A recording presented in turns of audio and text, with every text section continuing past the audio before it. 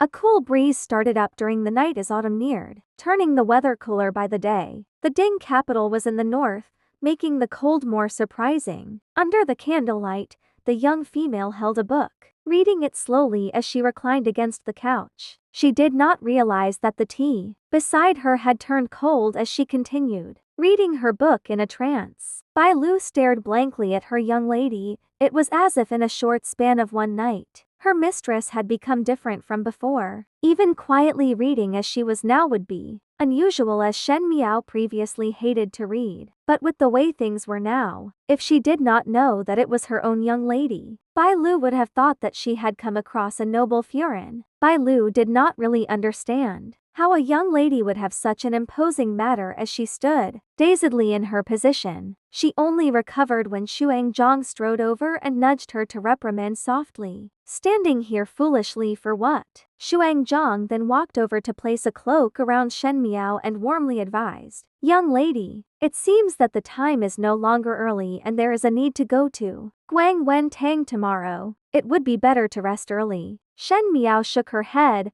"Go and rest first. I will read for a while longer." What kind of reasoning would there be for a mistress to not sleep while her maid rested? Xuanzang could not do anything. She wanted to persuade her again but was held back by Gu Yu, who was changing the tea and pulled out to the outer room with Bai Lu. "Gu Yu, what is it?" Bai Lu did not understand.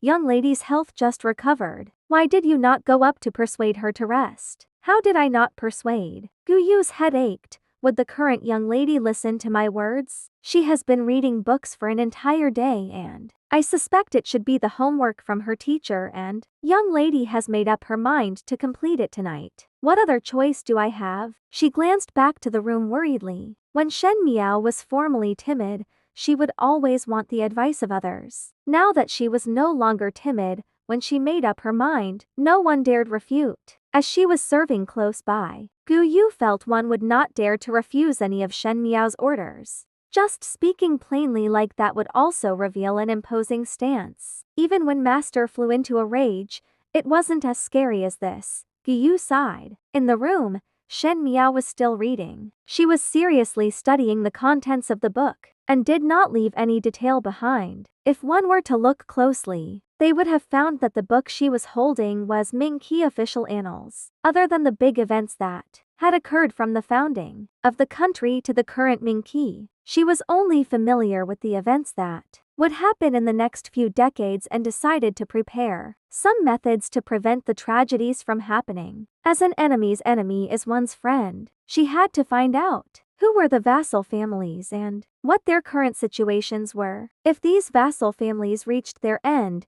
it would soon be the Shen family's turn. The steps the emperor took to eradicate these families were much nearer. As per what Shen Miao remembered, if there was no other mishaps, there would be a big catastrophe next month. Before Shen Xin returned, only she could support Shen residents while she also had to defend against those wolves from the east courtyard. As Shen Miao presumed, that night Gi Momo took the specialties that she had brought back from her trip to visit Rongjing Tang.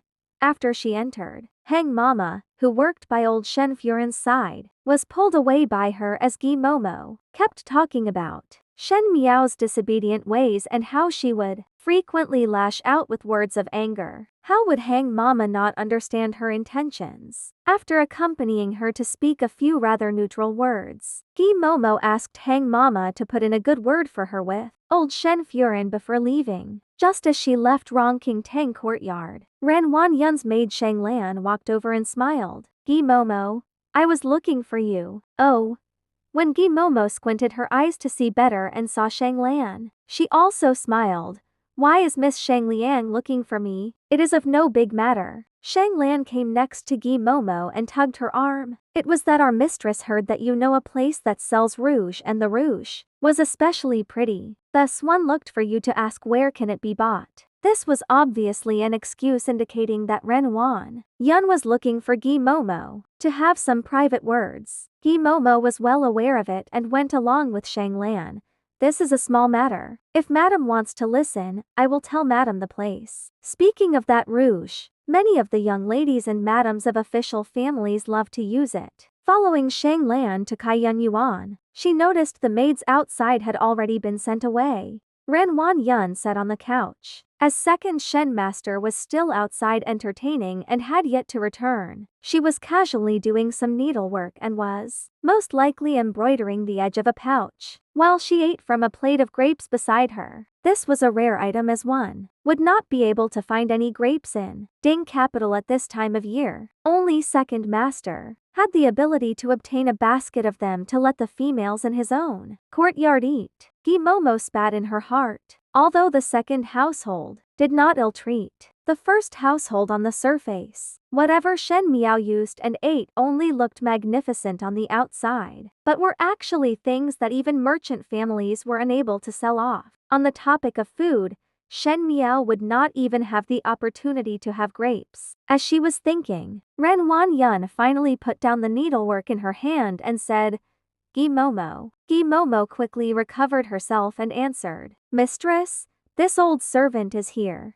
Ren Wan Yun was already 40 years old, and even though she had maintained herself excellently, there were still fine lines at the corners of her eyes. But when she sat there, wearing clothes cut from good material and with manners like a Furin in charge of the household, even if she smiled, there was some imposing appearance. She said, "I heard that you had returned. As little Fives Heath has only just recovered, you need to take good care of her." Gi Momo jeered in her heart, who did not know that the East courtyard couldn't wait for the West courtyard to be in trouble. How would Ren Wan Yun have such good intentions? This was all to pull the wool over other people's eyes. Sure enough, Ren Wan Yun continued, "In these few days, little Five has probably been unhappy regarding the matter of falling into the water, and since eldest brother and sister are not around, as only a Shenshin, whatever I do will be wrong. If one were to hear anything,